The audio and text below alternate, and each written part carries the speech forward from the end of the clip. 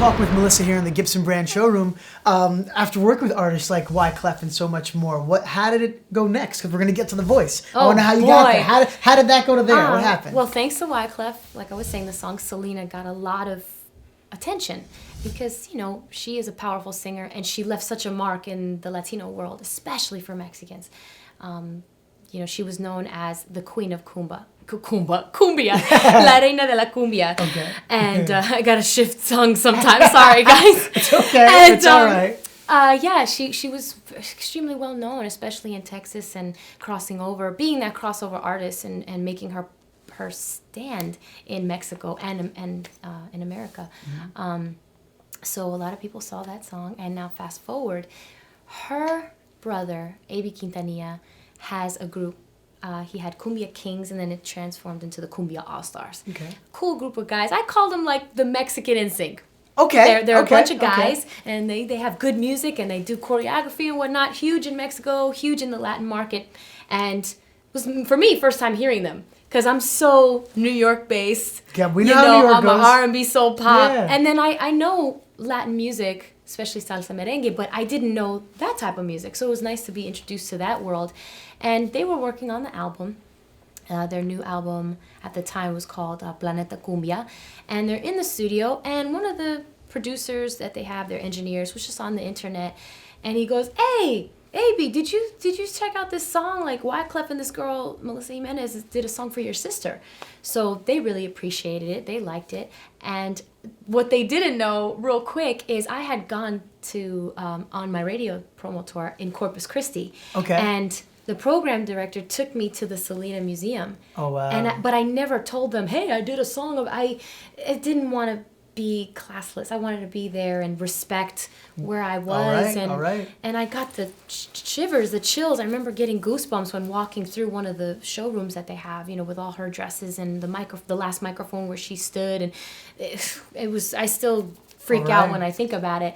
But I never told them that I'm doing a song about your daughter or about your sister. Wow. And so they knew about me. And then here is this other connection happening with A.B. They're in Cancun working on their music. So when they found me, it was like, wait, she came to the museum. Like, we know this girl. Oh, so that's it's like awesome. everything happens for a reason. Mm-hmm. They put me on this track called Rica y Apretadita, which means rich and... It means tight, but that's not what it means. Like rich and sexy. Okay. And I get on this song, and now I'm part of stepping into the Latin industry doors, which was what I always wanted to do a crossover. Went on tour with the Cumbia All-Stars, got on all shows that are huge, equivalent to the English market, you know, the Latin Billboards, the Latin Sports Awards, the Alma Awards. Oh, gosh. It was amazing. Everything. Okay. And so it opened up that door. People were just like, yeah, Latina, she's one of us, you know. And I mean, that was amazing. So to be a part of that album, and I believe the song went #1 on Latin iTunes. All right. And so it was an honor. I was humbled, and to be working with an incredible producer and musician, A.B. Okay. He produced all of Selena's hits. So it was kind of like weird in a sense. Yeah, like, I'm sure. I know your story. I saw the movie, you know. And all the guys are awesome. I'm still friends with them to this day. Fun group of guys. They're an interesting group of rock and rollers, I will tell you. I'm sure. But yeah, I had a great time with them. And after touring with them, I always wanted to get back into, okay, what about me? Now time to step into me. But every time I'm ready to utilize that free time, nope, another opportunity comes in. And I'm like, Which is a blessing. Which is a blessing. Oh, my right. God, thank you.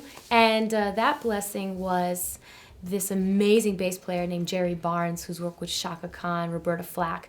He had a steady gig with Nile Rodgers and Chic. Okay. And Nile Rodgers is the guy that's on Get Lucky doing the That's right. And many other songs. Right, but to God. the people who are the classics, like I'm Correct, sure your correct. mom knows, they did Good Times That's and right. Freak Out. So they were looking for a new lead girl because they were sort of rehashing the band. And man, Jerry Barnes thought of me.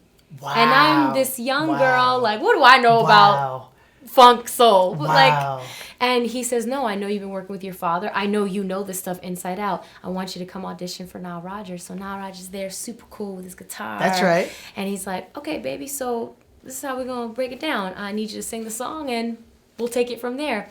And on the road, they incorporate all of his hits. So not just Chic. He's written for oh my God, David Bowie, Madonna. I'm Coming Out, or Diana Ross. Yeah. We Are Family, Sister Sledge.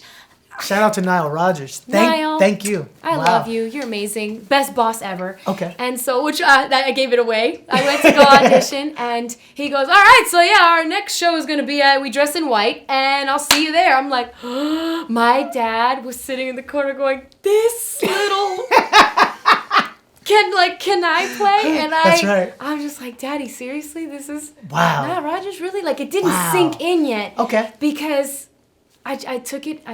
It's another job. It's another gig. But now I'm thinking, this is a genius right here. Like, right next to Quincy Jones. Right there. He's up there. He's right up there with all the hits. And that's why I'm so happy, just a side note, that he... In our generation is relevant because he got on such a hit record. But to everyone else, he's always been the shiznit. Thank you for editing yourself. He edited himself in that way. And what's so great about you working with Nile and all of your projects is it prepped you to do more. And here's some more from Melissa Jiménez.